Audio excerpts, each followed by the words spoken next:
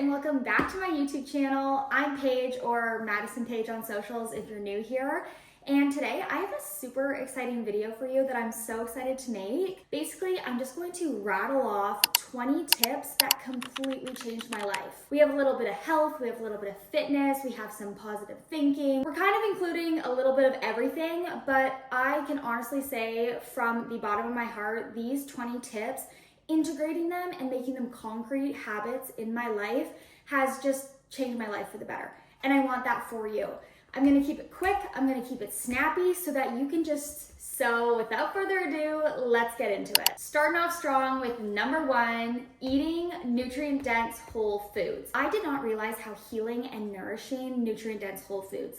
The foods from our earth are designed to fuel our bodies in a way that will make your body operate as optimally as possible. And I really learned this when I was on my gut healing journey because my naturopath had opened my eyes that different foods have different healing properties that, if integrated properly, can completely transform your health. It's honestly amazing. Tip number 2, obviously drink water, but add electrolytes to your water. I get it. Sometimes the taste of water is just bleh, like you don't even want it. But by adding electrolytes, I prefer ones without any added sugar. So for example, the Organica ones, I love it because it just spices up my water, makes it more interesting and tasteful, but yet also is super hydrating for the body, which is also so important if you're regularly training, because as you sweat, you're kind of releasing those electrolytes, so they need to be replenished. Tip number 3, go to bed earlier so that you can wake up earlier. I feel like more often than not, people always say, I want to get up earlier, but we focus on the wake up time instead of the wind down time. But the truth is, it all starts at night.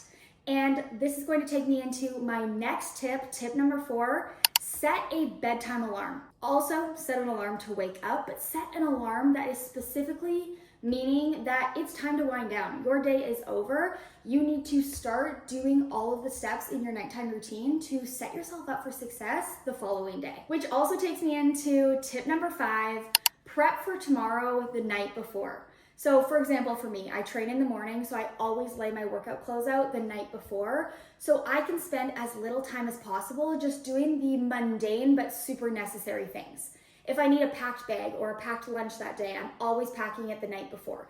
Any little task that will save me time and keep stress levels low and controlled, I will do during my wind down routine. Tip number 6, training first thing in the morning. I'm a firm believer that you need to set up your mental and physical health for the day in order to show up as your best self and complete your tasks as your highest self.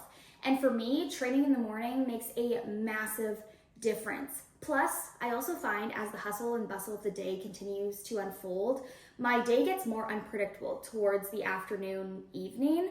So if my workout's already out of the way, there's no ifs, ands, or buts if it's going to get done because it's just already happened. Number 7, like I just said, you need to set up your body for the day, but also your mind. So integrating one daily mindset, mindfulness practice every single morning. So whether that's meditation, journaling, affirmations, it really can look different. It's all about what you prefer. For me, I love meditation. I find 3 to 5 minutes a day can completely transform any sort of energy that might need to be transmuted into something more positive and uplifting.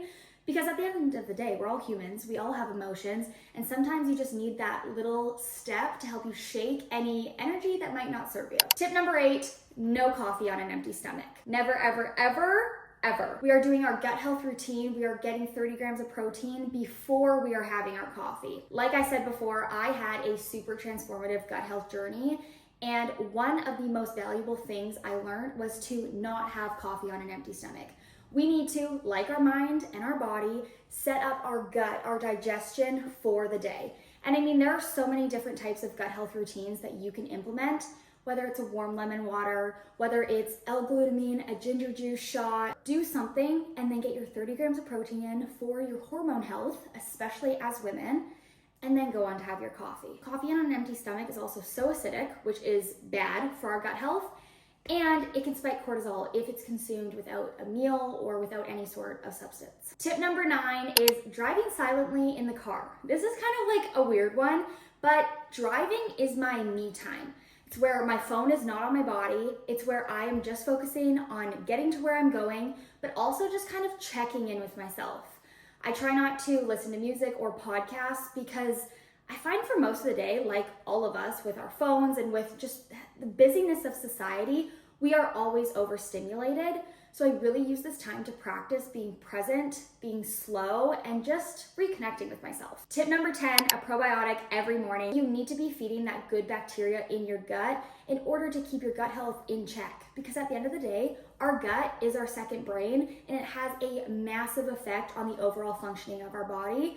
So it's not something that should be taken lightly. Number 11, always moisturize after the shower. This is one of those like glow up, get your spark back type of tips, but I just feel luxurious. I feel like my best self when my skin is being taken care of. In the drier months, I also add some castor oil to my favorite moisturizer, but I just love the feeling of soft, moisturized skin. Tip number 12 is time blocking your entire day, including your rest time. So including that time that you just want to lay on the couch and scroll on your phone, totally acceptable to pin that in throughout your day because we do need rest, we do need balance. So just time block it out. That way you know that you are optimizing your time in terms of rest and productivity. Tip number 13, set 3 non-negotiable tasks every single day. So these are the 3 tasks that are mandatory. They need to get done, no ifs, ands, or buts. And then everything else is just a bonus. I find that this really helps me set realistic expectations for myself. So then at the end of the day, I have a sense of pride. Whereas in the past, I'd set myself this massive to-do list of like 20 things, only getting 3 done, and then not feeling good about myself. Tip number 14 is thinking positively. And I know this sounds so cliche, but it's one of those habitual behaviors that literally can transform your life. Sometimes we have mindset loops that habitually play over and over, and we're almost not even conscious that they're happening. So if we can get mindful of those mindset loops and make sure that they are optimistic and they're positive and they're looking at things from the bright side, it is 1,000,000% going to only benefit your life. Tip number 15 is to habit stack. So basically doing more than one productive thing at a time in order to capitalize on your time. For example, while you're cleaning, put on a podcast. For some people who don't want to drive in silence, listen to a podcast while you're driving. Wherever you can get more than one thing done at a time, habit stack it on so you can continue being a productive queen. Tip number 16 is to deep clean one area of your house every single week. I love this system because then it gets your entire house on a repetitive schedule, so you know that you're constantly deep cleaning and your house is constantly clean. Like, I just love it. It simplifies it for me. Number 17, this kind of trickles into the thinking positively, but instead of feeling jealous, use other people as inspiration. So if someone you know achieves something that you want, buys something you want, whatever it may be, instead of letting those eerie, jealous, envious feelings creep up and overtake you, allow it to just be inspiration. Like, oh, I'm realizing that I think I want that too, or I want to start working towards that too. We all have equal opportunity and our own paths. There's no need to compete and have those negative feelings rule us. Number 18 is, instead of wondering what people think about you after spending time with them, check in with yourself and see how you felt after hanging out with them.